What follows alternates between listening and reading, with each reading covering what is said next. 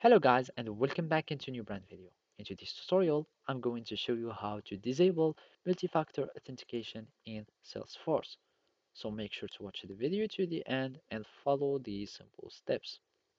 So first, we need just to go to our setup so we can disable this setting. So from setup, we need just to go and search for identity and basically from here, we can find identity connect and identity verification and verification history, etc. So basically what we are interested in is the identity verification. And from here, where we can find all the informations or all the settings concerning on how you can identify to access this or to be authorized in your organization.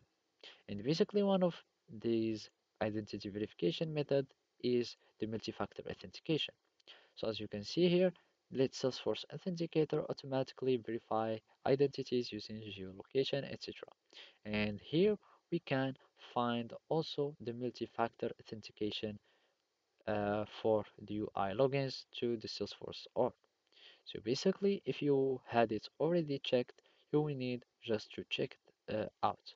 And also, you can have these ones also checked off, and you can find or for your verification method, it's not advisable to check off all these settings, but you might want to check out this one.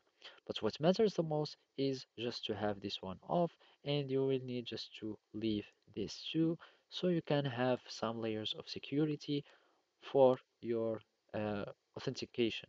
So basically that's it. Thank you for watching and see you next time.